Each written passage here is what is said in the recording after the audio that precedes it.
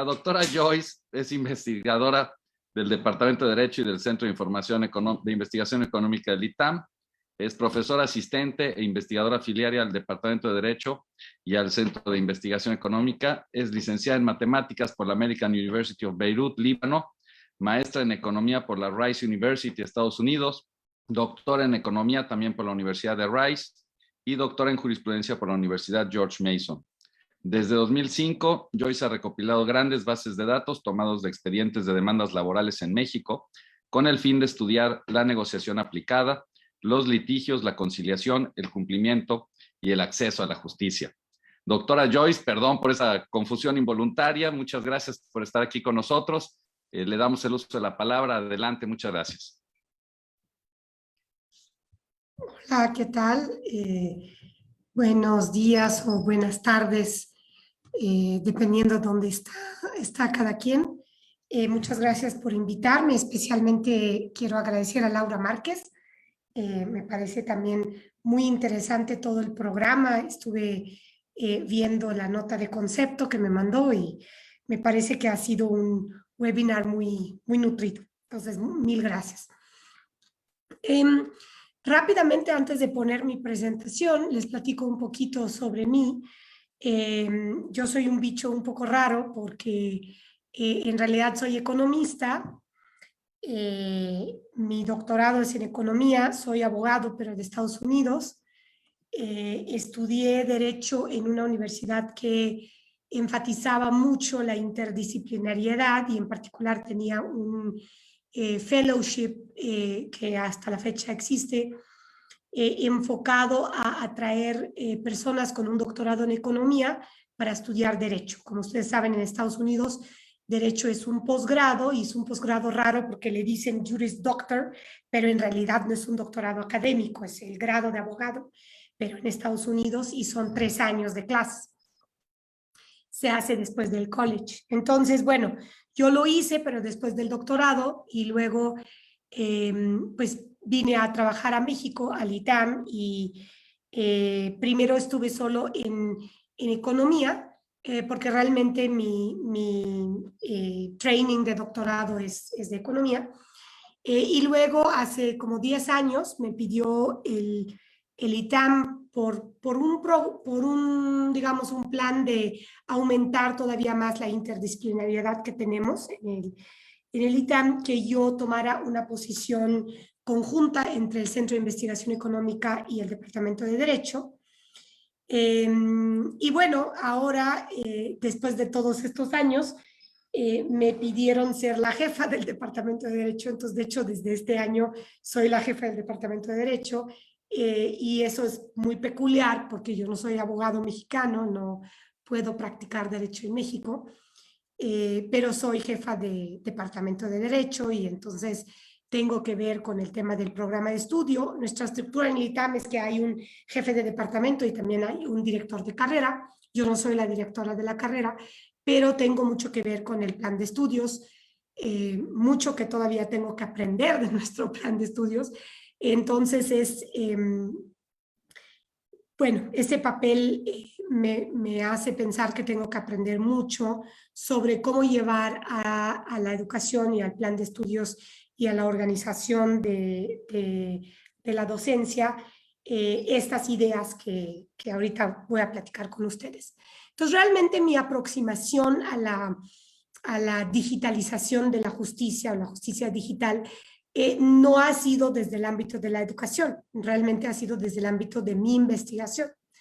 Entonces, bueno, no les voy a platicar mucho, ya nuestro moderador me presentó. Yo hace muchos años me interesó el derecho laboral en México, no particularmente por ser derecho laboral, sino porque es un derecho donde tenemos mucha negociación, muchos convenios, y donde es posible obtener datos a través de la Ley Federal de Transparencia de todos los detalles que ocurren en ese proceso de negociación, donde una persona presenta un reclamo, una persona tiene una contestación, y después tenemos la posibilidad siempre de terminar este proceso por por un convenio conciliatorio. O sea, lo que es peculiar del derecho laboral en México es que este convenio conciliatorio tiene que ser declarado con todos sus términos ante la autoridad, por lo tanto, se registra en el expediente legal y por lo tanto se puede estudiar por un investigador que obtiene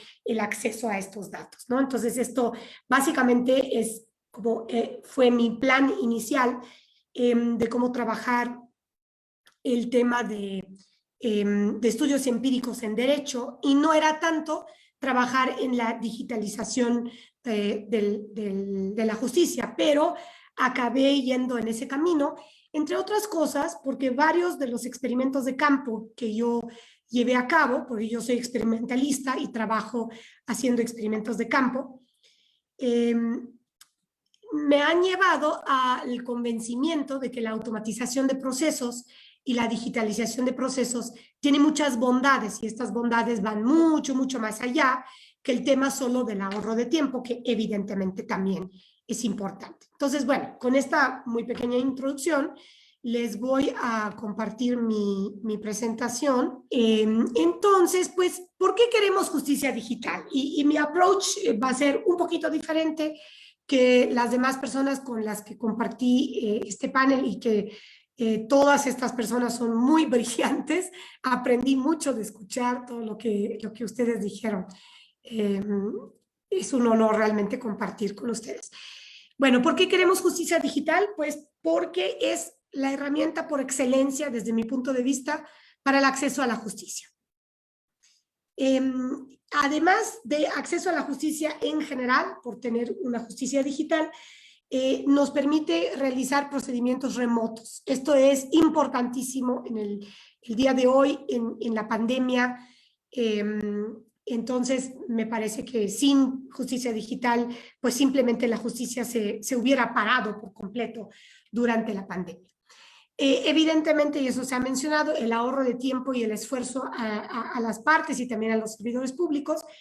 Y yo lo voy a volver a decir en otra parte de mi presentación, pero esto no implica quitarle trabajo al operador jurídico, ya sea abogado particular o ya sea funcionario de un tribunal, solo quitarle trabajo para que simplemente tengamos menos de estos operadores jurídicos, sino para mejorar la calidad, para mejorar el nivel de análisis, la calidad de los procesos, ¿no? Muchos procesos jurídicos son automatizables. La justicia realmente tiene muchos pedazos que tienen que ver, por ejemplo, con el ejercicio de lectura, que ahorita estábamos escuchando con mi compañero de la mesa, Joel. Tienen muchos procesos automatizables, y además es importante tomar en cuenta que los operadores jurídicos tienden a pensar en que la justicia solo se imparte, pero la justicia también se administra. Entonces hay muchos temas de administración que incluso simplemente tienen que ver con cómo compartir las tareas y cómo comunicar al interior de una entidad jurídica como un tribunal, que son totalmente automatizables, y es muy importante utilizar estas tecnologías. Pero también automatizar y estandarizar mejora el desempeño de los servidores públicos y de las instituciones en las partes no automatizables. Es decir, tenemos que pensar en la justicia como una cadena productiva. Y tenemos que pensar que en esa cadena productiva hay partes que las máquinas pueden hacer mejor que los humanos. Pero no solo el hecho de tener máquinas haciendo estas partes va a hacer que estas partes salgan mejor, sino que todo el procedimiento sale mejor, y además las y los humanos que tenemos que actuar en esos cachos del proceso que no son automatizables, también mejoramos nuestro desempeño a raíz de ser parte de esta cadena productiva. Y una cosa muy importante, inhibe esto la discrecionalidad y aumenta la transparencia. Entonces, introducir elementos digitales a la justicia es muy importante en un país como México, porque es un país que tiene un problema gravísimo, extensísimo, muy sistémico de corrupción. De discrecionalidad, de falta de transparencia.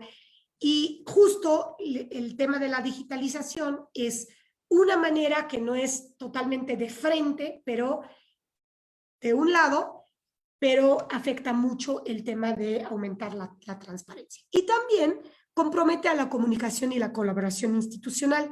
Cada vez tenemos leyes y procedimientos que requieren la colaboración de diferentes autoridades fiscales, con tribunales, autoridades de seguridad social, con las del trabajo, con las fiscales, etcétera, etcétera.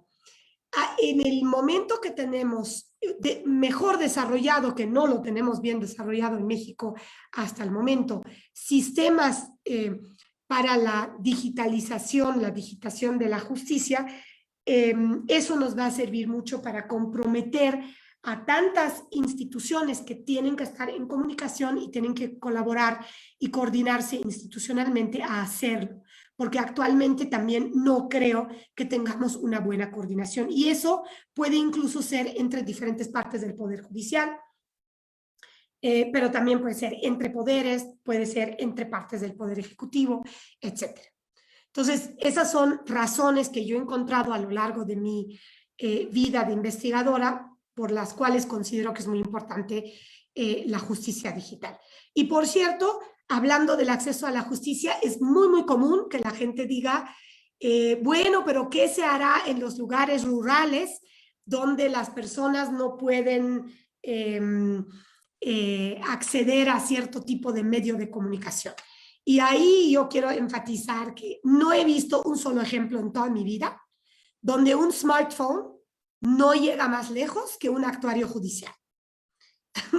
Ni una sola vez he visto un ejemplo de esto. Entonces, la verdad es que yo creo que esta idea de la falta de acceso a la tecnología, en México hay una penetración de 90% de smartphones. No tenemos una penetración de 90% de prácticamente ninguna otra cosa, tal vez la televisión, ¿no? Entonces me parece que sí es una herramienta muy importante para el acceso a la justicia, y es lo que a mí más me importa en el trabajo que yo estoy realizando. Ahora les voy a dar 3 ejemplos, y mis ejemplos son mucho más burdos y mucho más low level que los de mis colegas, porque mi aproximación ha sido de, no tanto, sí conozco de algunas de las cosas que han platicado, pero mi aproximación ha sido por lo que yo he hecho de digitalización, personalmente. Y bueno, ha sido cosas totalmente grassroots, ¿no? Este primero es sobre la nueva Ley Federal del Trabajo, el nuevo régimen laboral, que hace obligatorio la implementación y uso de sistemas electrónicos de gestión, tanto para el Centro Federal de Conciliación y Arbitraje, Centro Federal de Conciliación y Registro, no es así, se llama Centro Federal de Conciliación y Registro Laboral, perdónenme, los centros de conciliación locales y los poderes judiciales, tanto de nivel federal y local, donde inician nuevos tribunales laborales que antes no existían en el Poder Judicial. Estas obligaciones, por lo general, los podemos dividir o clasificar en diferentes categorías. Recepción de información del público vía electrónica, de personas, individuos, trabajadores, patrones. Recepción de información requerida de sindicatos, también vía electrónica. La comunicación electrónica entre las autoridades y las notificaciones electrónicas a las partes. Entonces, por primera vez, la ley introduce un bicho que se llama un buzón electrónico, que existe en el SAT y existe en el Poder Judicial, pero por primera vez existe esto dentro del derecho laboral, que es un derecho muy masivo y muy cotidiano en México. Entonces, abre la posibilidad de que las personas, trabajadoras y trabajadores que interactúan con este procedimiento, reciban notificaciones electrónicas a través de un buzón.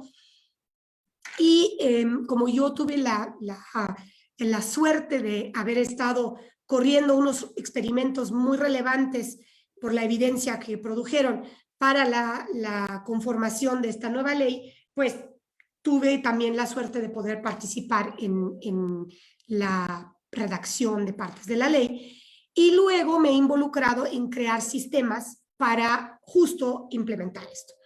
Entonces hemos desarrollado sistemas electrónicos para la conciliación, también sistemas electrónicos para la notificación, se han desarrollado tecnologías y procedimientos para la conciliación remota, Actualmente en todos los estados donde se está implementando la reforma, pueden acceder las partes a una conciliación vía remota.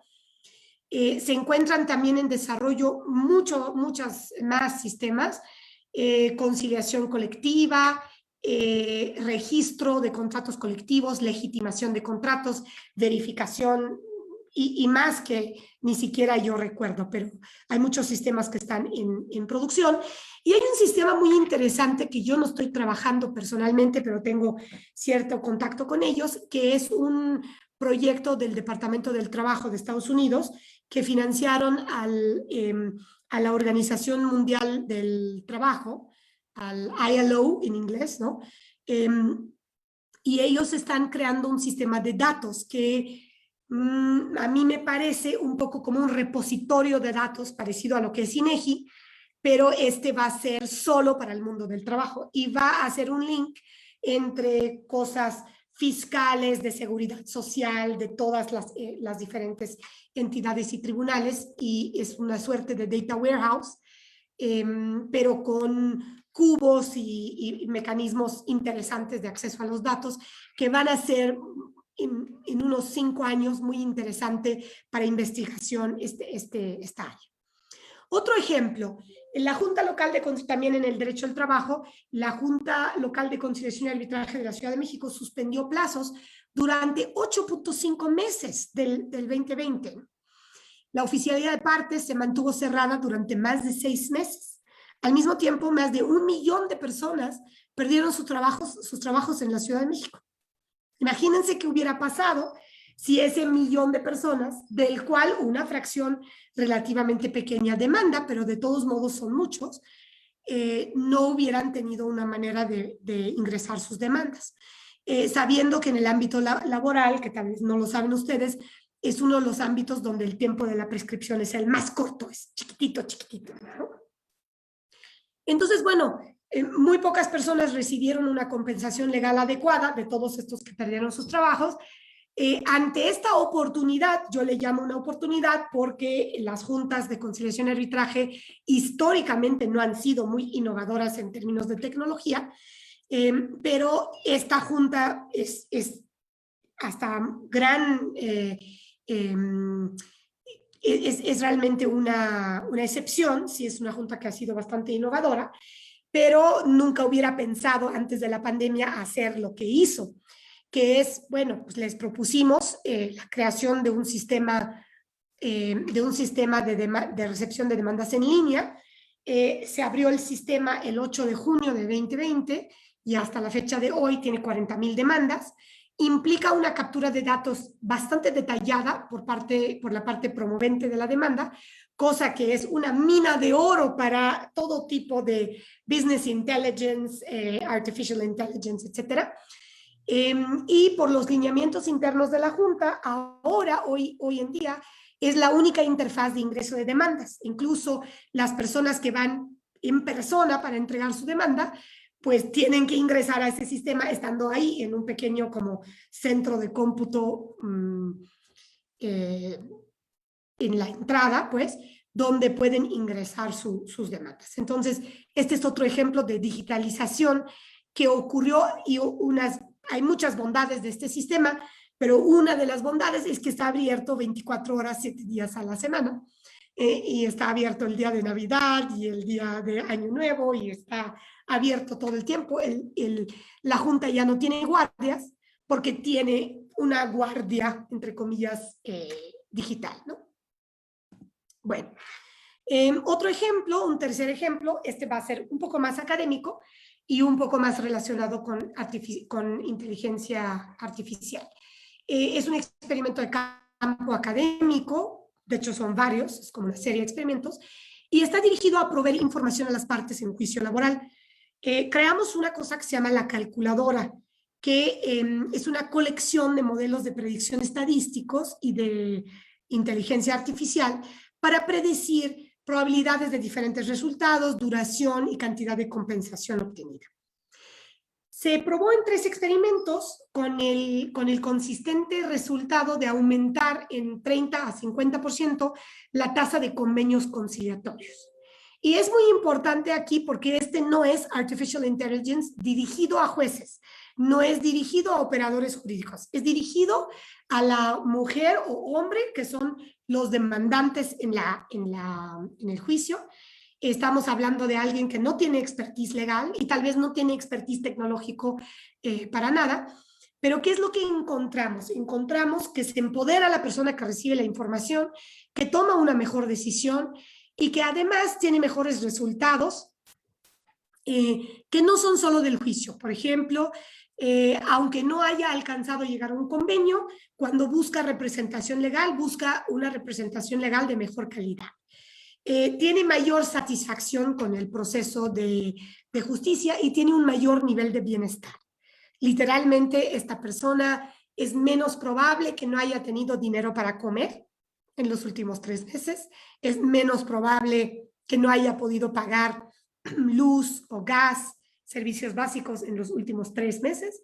Ese es el tipo de preguntas que les hacemos y lo que vemos es que recibir esta información cambia sus decisiones de una manera positiva y cambia sus resultados. Entonces es un ejemplo de la inteligencia artificial como insumo para mejorar las decisiones humanas, particularmente resolviendo problemas de agencia entre los humanos. Una cosa muy interesante que quiero compartirles sobre estos experimentos, la información solo es útil cuando se comparte con la persona que es la demandante o el demandante, no con el abogado. Y eso no es porque no le estamos diciendo a los abogados algo que no saben, porque de hecho cuando les hemos entrevistado y bueno, hemos levantado muchas encuestas y hemos pedido que ellos hagan predicciones y hemos hecho una suerte de carrera de caballos parecida a lo que Joel platicó de los contratos, pero la hicimos entre abogados y nuestra calculadora para la predicción de resultados. Pues resulta que la calculadora, aunque tiene mucho error, ¿no? No es perfecta, no tiene todos los datos para hacer una predicción perfecta, es mucho mejor que los mismos abogados para predecir los resultados. Entonces, no es cierto que el experimento no tiene impacto en los resultados del juicio cuando dirigimos la información al abogado, porque el abogado ya sabe eso. No, el abogado no sabe eso. La razón es por un problema de agencia. Cuando yo digo un problema de agencia, estoy hablando de un problema de incentivos, que es otro ejemplo de lo que yo dije al principio en la primera lámina, sobre cómo aumenta la transparencia y reduce la discrecionalidad. Es discrecional para una abogada o un abogado la información que comparten con sus clientes. Es discrecional. Nadie le dice qué información compartir y por lo general comparten muy poquito. Esto fue una comunicación directa de parte del tribunal, a través de los investigadores, con la parte misma, sin pasar por el abogado.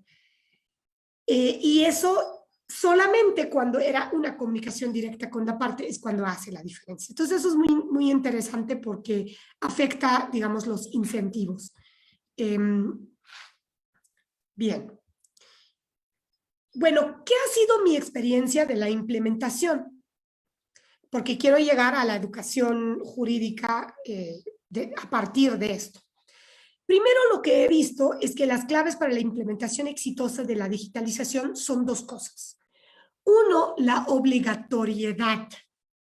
Y eso es muy importante porque sí necesitamos tener ordenamientos que pueden ser reglamentos, pueden ser lineamientos, dependiendo de las instituciones, pero sí necesitamos obligatoriedad porque en México al menos los operadores jurídicos no van a decir sí, venga sistema y yo estoy dispuesto a hacer todo mi trabajo y además asegurar que todo está cargado en el sistema, pues no.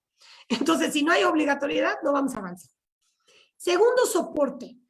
Y el soporte, esos soportes no es solo la capacitación, es otra cosa, es algo continuo. Y el soporte debe de conjuntar aspectos de derecho y de tecnología. Una cosa que hemos aprendido en la implementación de estos sistemas es que no hay tal cosa como una pregunta tecnológica abstracta. Todas las preguntas son jurídico-tecnológicas. Todas las preguntas tienen que ver con, ¿por qué no me deja hacer esto el sistema? ¿Por qué en el sistema cuando tal pasa? Entonces, bueno, pues es que hay que regresar a cómo estamos aterrizando la ley. Y voy a llegar tocar este punto un poquito más adelante. Es muy importante recordar que aun cuando incluye aspectos de inteligencia artificial, incluso, un sistema digital no reemplaza el pensamiento humano, no reemplaza la conciencia humana y nunca es perfecto, jamás. Y entonces tenemos como esa tendencia del operador jurídico de hacer una de dos cosas. O confiar todo en el sistema, o sea, apaga su cerebro, apaga su conciencia y espera que el sistema haga todo, o tirar la toalla y decir, no funciona, ¿no? No funciona, quiero hacer todo manual. Entonces, es muy importante estos principios para evitar que vayamos a estos extremos, que ambos extremos son muy insaludables, son muy malos. Hemos encontrado también que es más fácil enseñar el derecho a los operadores tecnológicos que enseñar la tecnología a los operadores jurídicos. Entonces, una de las cosas que hemos hecho en la implementación de los sistemas es cambiar el modelo. Capacitamos a los operadores jurídicos, pero tenemos en cada uno de los centros donde se va a implementar ese sistema una persona que normalmente es ingeniero. Yo tengo un amigo que dice de manera políticamente un poco incorrecta que ojalá que el mundo fuera gobernado por ingenieros en lugar de gobernado por abogados. Y bueno, lo puedo citar porque yo soy abogada. Y a ese ingeniero o ingeniera que está a cargo de la parte tecnológica, le damos un crash course en la ley y estamos diario ayudando a esta persona para hacer el enlace con los operadores jurídicos. Eso, además de la capacitación, es lo que nos ha rendido frutos para que verdaderamente al día de hoy, en los estados donde se está implementando estas tecnologías que les mencioné, realmente toda la estadística y toda la inteligencia o la planeación institucional se está haciendo a través de datos que salen de los sistemas.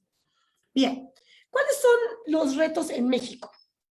En particular, porque es donde yo he trabajado la digitalización de la justicia.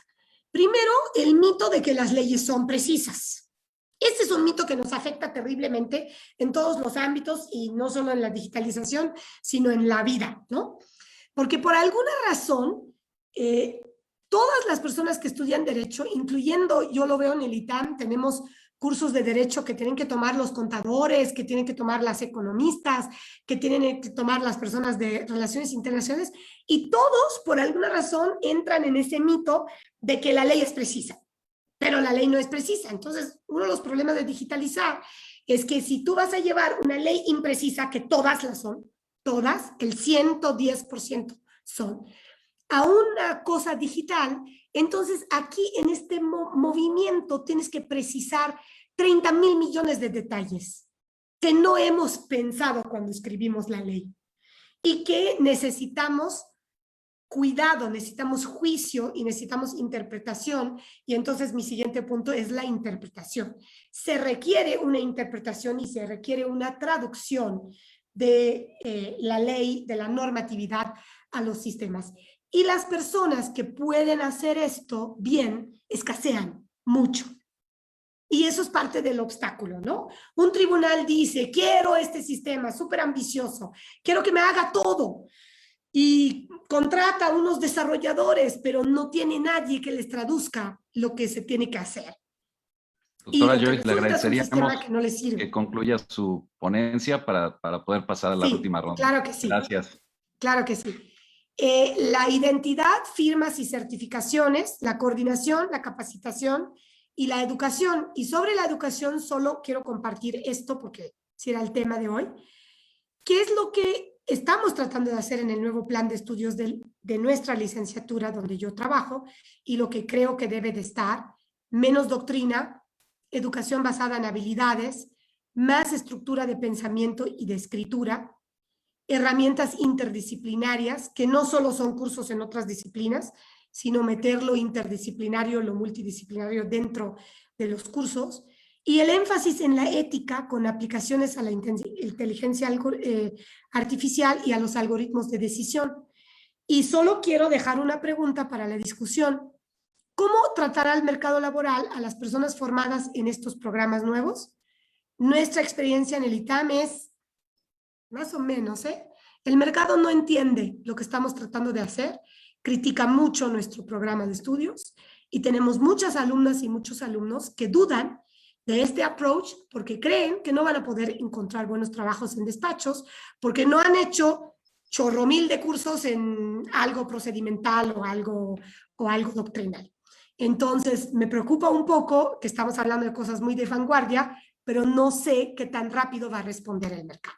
Gracias. Muchas gracias a usted, doctora. Gracias por su excelente presentación. La doctora Joy Satka, adelante, doctora, si eres tan amable, regalarnos unas reflexiones finales.